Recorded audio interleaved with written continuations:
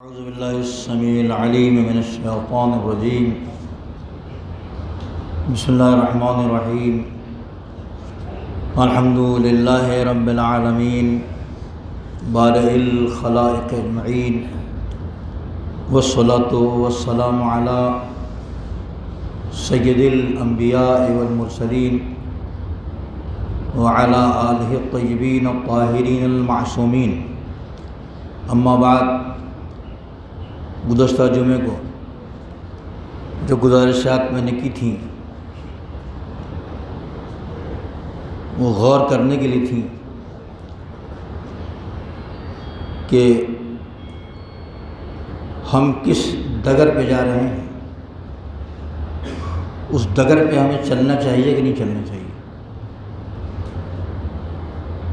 اور رمضان کا موقع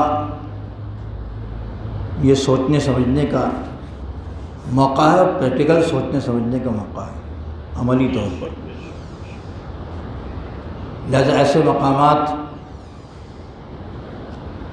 کہ جہاں حکم خدا کا مذاق اڑایا جائے، ان مقامات پر ہمیں جانا بھی چاہیے کہ نہیں جانا چاہیے، یہ ایک سوچنے کا موضوع ہے. اللہ نے ہمیں ہاتھ پیر آنکھ کان سب کچھ دیے ہیں، تو اس میں ایک پیروں کا بھی حق ہے. یہ پیر جو ہمارے ہیں اس کا بھی حق ہے. ہمارے اور آپ کے چوتھے امام رضی اللہ علیہ وسلم فرماتے ہیں کہ اما حق و رجل کا، اور تمہارے پیر کا حق، فَأَن لَا تَمْشِي بِهِمَا إِلَىٰ مَا لَا يَحِلُّ لَكَ، کہ ان دونوں پیروں سے تم وہاں مت جاؤ جہاں جانا حرام ہے، حلال نہیں ہے تمہارے لیے. ان دونوں پیروں سے وہاں نہ جاؤ ما يحل لک، جہاں جانا تمہارے لیے حلال نہیں ہے. وَلَا تَجْعَلْهُمَا مَطِيَّتَكَ فِي الطَّرِيقِ الْمُسْتَخِفَّةِ بِأَهْلِهَا فِيهَا. اور یہ پیر تو گویا ہماری سواری کا کام کرتے ہیں، مطیہ کہتے ہیں سواری کو. اور ان پیروں کو ایسے راستے کے لیے سواری نہ بناؤ کہ جو چلنے والے کی سبکی کا ہلکے پن کا باعث ہو. جہاں جانے سے آپ ہلکے ہو جائیں وہاں نہ جائیے. جن جگہوں پر جانا حلال نہیں ہے وہاں جانے سے انسان ہلکا ہوتا ہے کہ بھاری ہوتا ہے؟ کیا ہوتا ہے؟ دنیا کی نظر میں اس کا ویٹ بڑھ جاتا ہے، اس کا وقار بڑھ جاتا ہے، اونچا ہو جاتا ہے. ارے فلاں صاحب آئے، فلاں آئے تھے، میں بھی گیا تھا، میں نے تو ان سے مصافحہ کیا، ہاتھ ملایا. یہ ان باتوں کو، ان حرام کاموں کو اپنا ویٹ بڑھانے کا سبب سمجھ رہا ہے. تو دنیا کے نظر میں تو ہے، مگر اللہ کی نظر میں اس کا ویٹ نہیں بڑھے گا، گھٹ جائے گا. دونوں باتیں ہمارے سامنے ہیں، دونوں باتیں ہمارے پیش نظر ہیں. ہم غور کریں کہ کیا اس میں کرنا چاہیے، کیا نہیں کرنا چاہیے. پیروں کا حق ادا کرنا چاہیے کہ نہیں ادا کرنا چاہیے. بہت ساری باتیں جو دوسروں کی دیکھا دیکھی پھیلتی جا رہی ہے ہمارے یہاں، وہ دوسروں کو مقابلہ کرنے کے چکر میں، اور مقابلہ جب ہی ہوتا ہے جب ہو جیب میں، نہیں ہوگا تو دل چاہا کرے، وہ مقابلہ نہیں کر پائے گا. تو اللہ دوستوں کبھی لے کے آزماتا ہے اور کبھی دے کے آزماتا ہے. کون سا امتحان زیادہ خطرناک ہے یہ سوچتے رہیے گا، ایک تفصیلی موضوع ہے. نہیں دیا اور امتحان لے رہا ہے تو کیا لے گا؟ ہے ہی نہیں میرے پاس، بس ثابت قدم رہنا ہے. دے کے امتحان لے رہا ہے وہ سخت ہے کہ نہیں؟ بہرحال یہ مبارک مہینہ جس میں مولا کائنات بھی پیغمبر کی بزم میں شریک تھے، سن رہے تھے، اور حضور فرما رہے تھے ایھا الناس ان ابواب الجنان فی ھذہ الشہر مفتحہ۔ پیغمبر فرما رہے تھے اور علی سن رہے تھے، اور لوگ سن رہے تھے، مولا علی بھی تھے۔ یہ روایت مولا علی سے ہم نے نقل کی ہے آپ کے سامنے، اور آج ان کے لیے خاص دن بھی ہے، لہذا بیان کرنا بہت ضروری ہے۔ حضور فرما رہے تھے کہ اس مہینے میں جنت کے دروازے کھلے ہوئے ہیں، یہ مالک جنت کہہ رہا ہے، اور جوانان جنت کے سردار کے باپ سے کہہ رہا ہے، جہاں سب لوگ ہیں ان سے کہہ رہا ہے کہ اس مہینے میں جنت کے دروازے کھلے ہوئے ہیں۔ اور تو سوال کرو اللہ سے، فاسألوا ربکم ان لا تغلقھا منکم، تو اللہ سے یہ مانگو، یہ سوال کرو، یہ دعا مانگو کہ جو دروازے کھلے ہوئے ہیں وہ تمہارے اوپر بند نہ ہو جائیں، یعنی بند ہونے کے ہیں، کھٹکا ہے بند ہونے کا، لہذا سوال کرو کہ وہ دروازے بند نہ ہونے پائیں۔ وہ ابواب النیران مغلقہ، اور جہنم کے دروازے بند ہیں، اس مہینے میں بند کر دیے جاتے ہیں۔ فاسألوا ربکم ان لا یفتحھا علیکم، تو اللہ سے سوال کرو کہ دروازے تمہارے لیے کھول نہ دیے جائیں، جہنم والے بند ہیں، وہ اللہ اس کو کھول نہ دے تمہارے لیے، یفتح علیکم، تمہارے اوپر کھول نہ دے۔ والشیاطین مغلوق لہ، اور شیطان جو ہے، شیاطین جو ہے وہ بندھے ہوئے ہیں۔ فاسألوا ربکم، تو بندھے ہوئے ہیں تو اس وقت کیا سوال کرو؟ اللہ سے سوال کرو، اس سے دعا مانگو کہ اللہ یسلطھا علیکم، کہ اللہ ان شیطانوں کو تمہارے اوپر مسلط نہ کر دے، ہے نا؟ جنت کے دروازے کھلے ہوئے ہیں، اللہ بند نہ کر دے، جہنم کے دروازے بند ہیں، اللہ تمہارے اوپر کھول نہ دے، شیطان بندھے ہوئے ہیں، تمہارے اوپر مسلط نہیں ہیں، اللہ مسلط نہ کر دے۔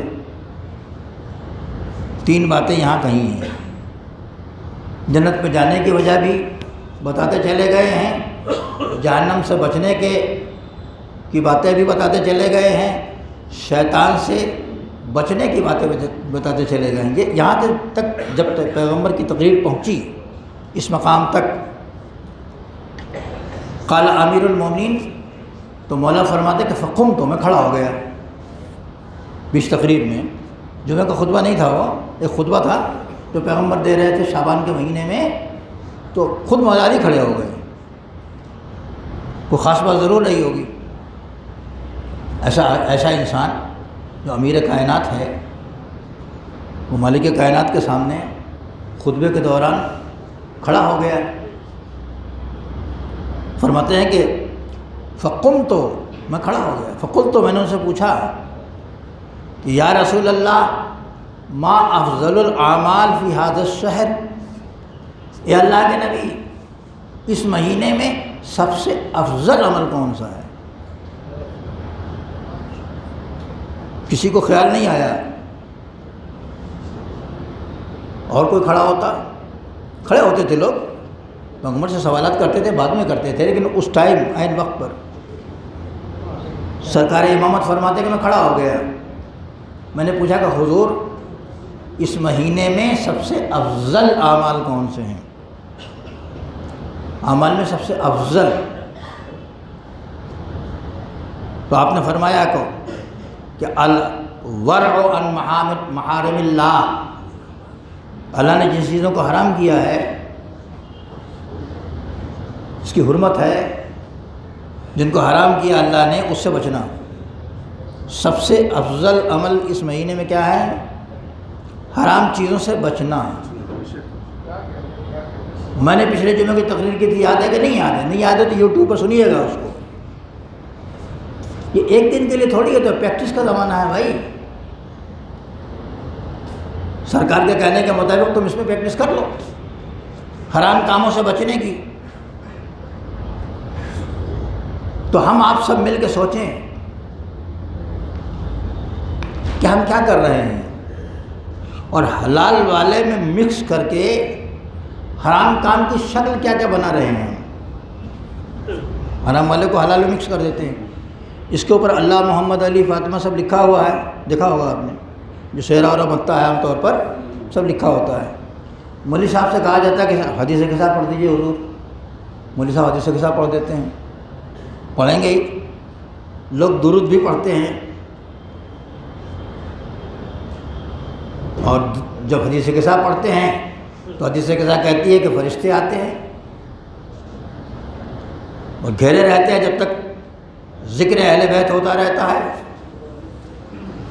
دونوں کام ہو گئے، مولوی صاحب بھی آ گئے، فرشتے بھی آ گئے، نکاح بھی ہو گیا، درود بھی پڑھ لیا مثال کے طور پر. اس کے بعد جو شروع ہوا کام تو فرشتوں کو بیٹھنے والا کام ہے، مولوی صاحب کو بیٹھنے والا کام نہیں ہے. لہٰذا کچھ لوگ پہلے ہی کام کرا لیتے ہیں کہ مولوی صاحب نہ ہوں گے، نہ رکھنا ڈالیں گے، نہ بادھا ڈالیں گے. یہ کام پہلے کرنا یہ شروع ہو چکا ہے. اس میں مکس جتنا ہوتا ہے، ایک تفصیلی بحث پھر کبھی کروں گا میں آپ کے سامنے. جو حرمت خدا ہے، جو حرام چیزیں ہیں، اس کو ہم نے ملا دیا حلال والے میں، اور اس کا مزہ عجیب چٹپٹا بنا لیا. حلال بھی حرام بھی دونوں ملا کے ایک مزہ سا، کہ یہ بھی ہے اور یہ بھی ہے، یہ بھی ہے اور یہ بھی ہے اور یہ بھی ہے، یہ بھی دونوں ہیں. کسی نے کہا تھا کہ جناب شیخ کا نقش قدم یوں بھی ہے اور یوں بھی، دونوں ہے.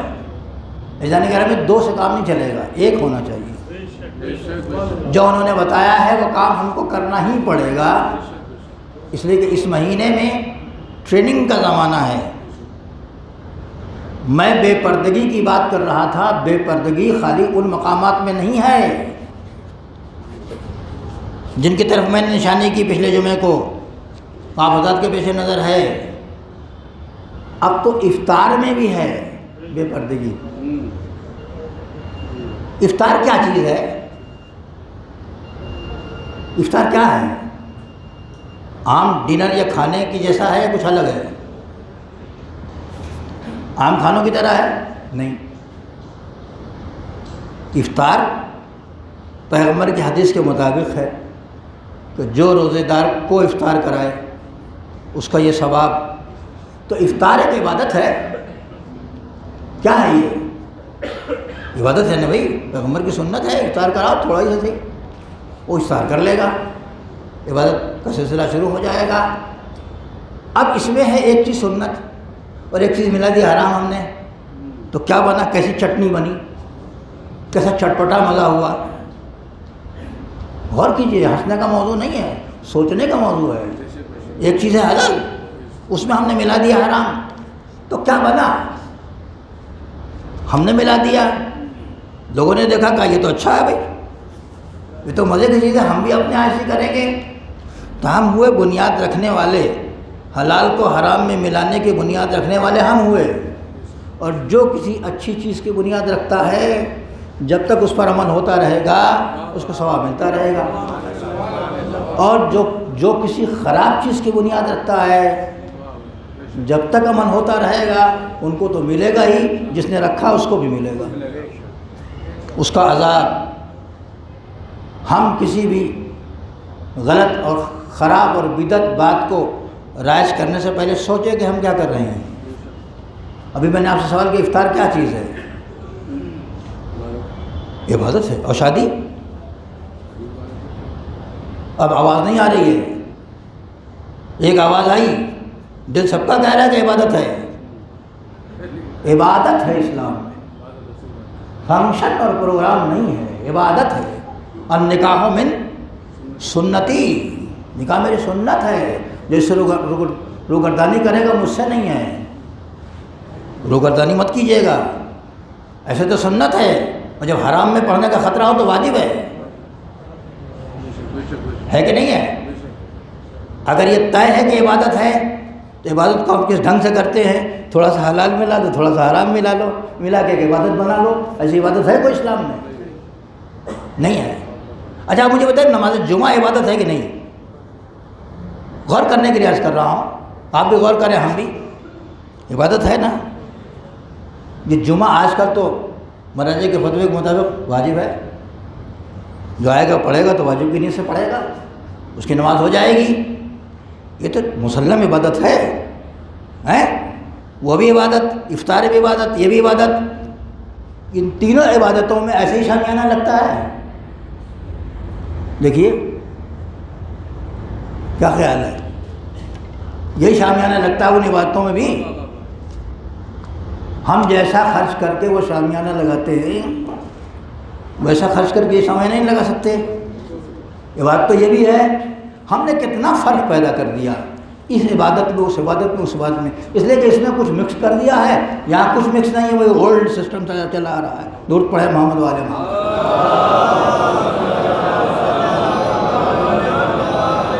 یہ موضوع چھوٹے چھوٹے ٹپس میں آپ سامنے رکھیں، صرف غور کرنے کے، اس پہ غور کریں کہ ہم کہاں سے کہاں جا رہے ہیں۔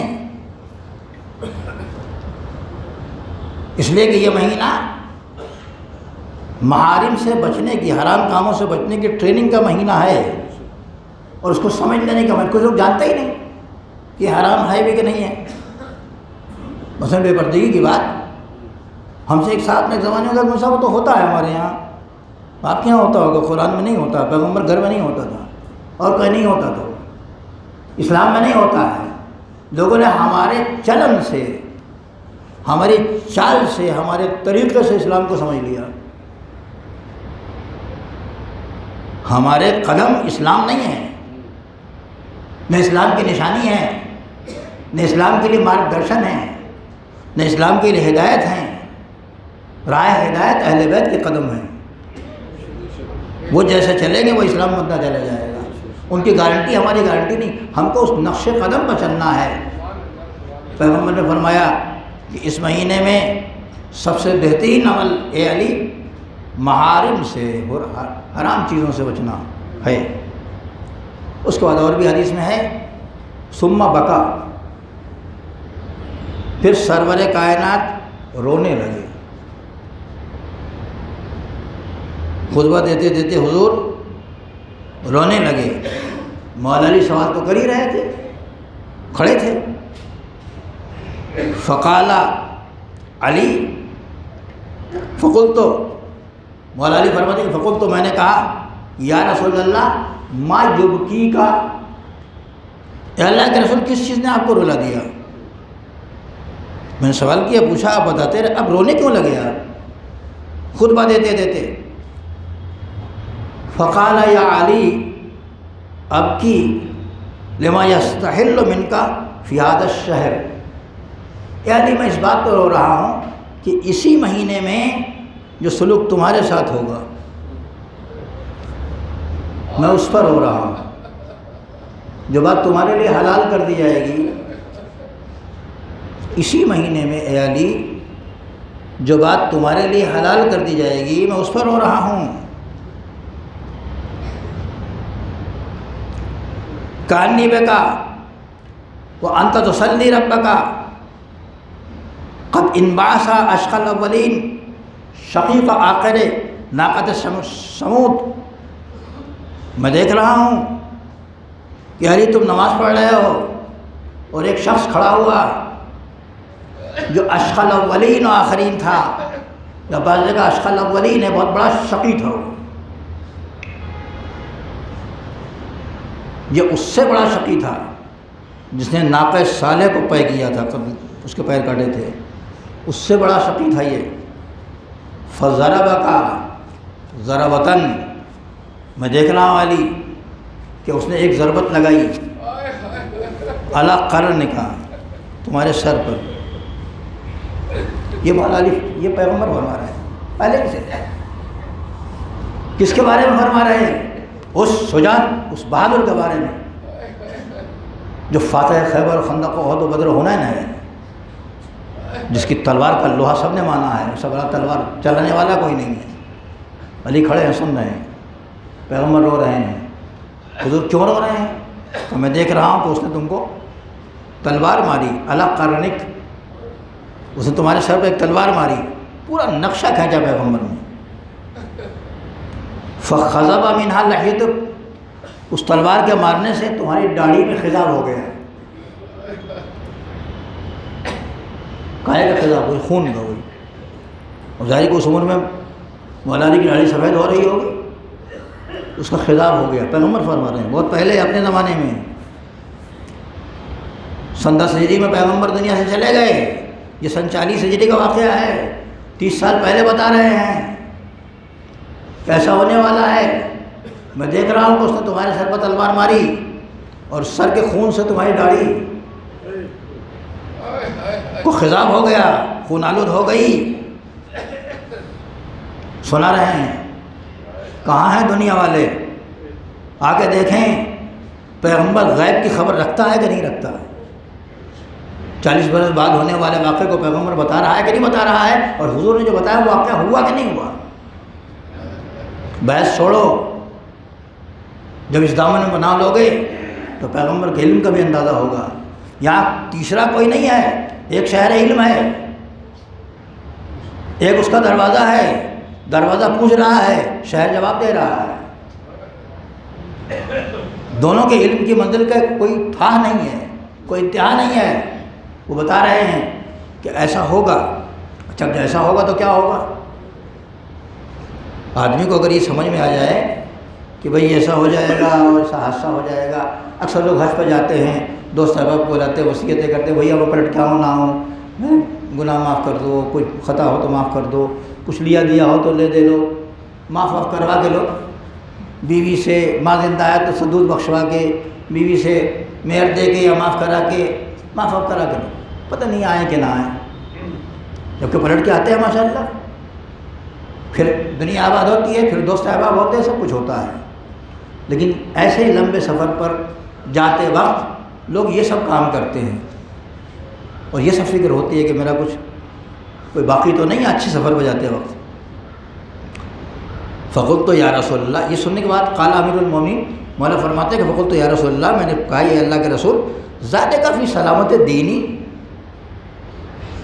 اے اللہ کے رسول جب ایسا واقعہ ہوگا، میرے سر پر ضرورت پڑے گی اور میری داڑھی خون سے مخضب خضاب ہو جائے گی، تر ہو جائے گی، تو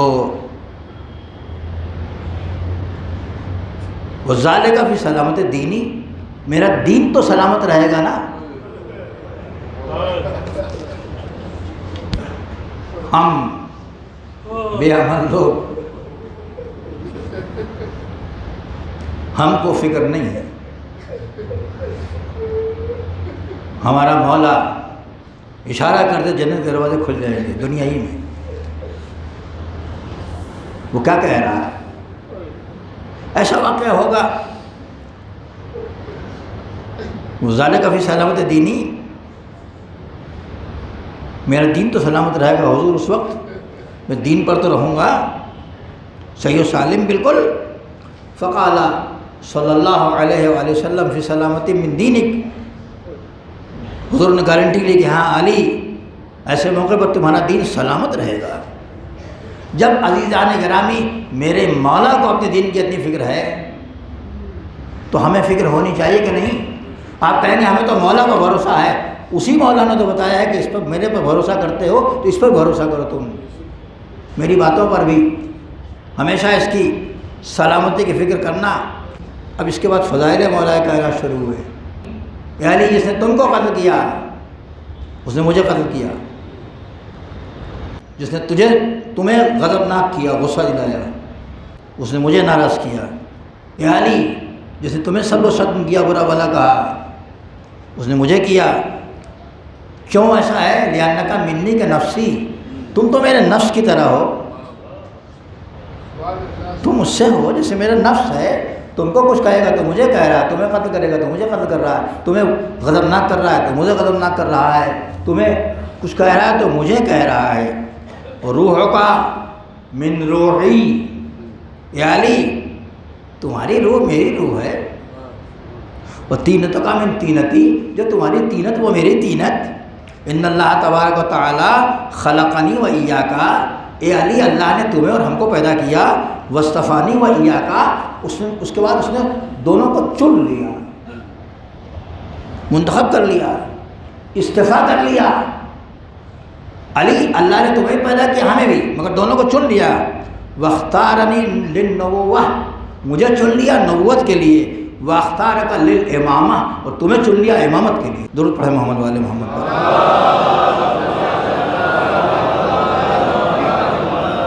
من انکر امامتک، اے علی جس نے تمہاری امامت کا انکار کیا، فقط انکر نبوتی، اے علی اس نے میری نبوت کا انکار کیا۔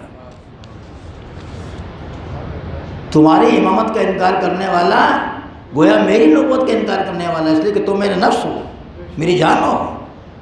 اللہ نے تم کو امامت کے لیے اختیار کیا ہے، منتخب کر لیا، مجھے نبوت کے لیے منتخب کر لیا ہے۔ عزیزان گرامی، آج کا دن مولا علی کی شہادت کا دن ہے، لہذا میں نے موعظہ نصیحت کے ساتھ ساتھ اسی حوالے سے مولا کائنات کے اس ذکر کو جو پیغمبر نے کیا تھا، میں نے دیکھا کہ آپ کی آنکھیں بھی بھر آئیں اور میری آنکھیں بھی ڈبڈبا گئیں۔ وہ فضائل سن کے آپ کے چہرے بھی چمک اٹھے، اس لیے کہ فضائل ہماری زبان والے نہیں تھے، یہ فضائل پیغمبر کے دہن سے نکلے ہوئے جملے تھے۔ انہوں نے بتایا تھا کہ ارے تم ایسے ہو، تم ایسے ہو۔ ایک ہی فکر تھی کہ مولا میرا دین سلامت رہے گا کہ نہیں، میں دین پر رہوں گا کہاں؟ یہ آقا آپ خود دین ہیں، آپ کو جو سمجھ لے دین کو سمجھ گیا ہو، کہ مجھے سمجھ جاؤ گا تو واقعی دین کو سمجھ جاؤ گے۔ سمجھو مجھے، میں سمجھنے کی چیز ہوں، میری امامت کو مانا ہے تو میری باتوں کو بھی ماننا، زندگی بھی اچھی ہو جائے گی، آخرت بھی اچھی رہے گی۔ وصلی اللہ علی محمد وآلہ الطاہرین۔ بسم اللہ الرحمن الرحیم۔ والعصر ان الانسان لفی خسر الا الذین آمنوا وعملوا الصالحات وتواصوا بالحق وتواصوا بالصبر۔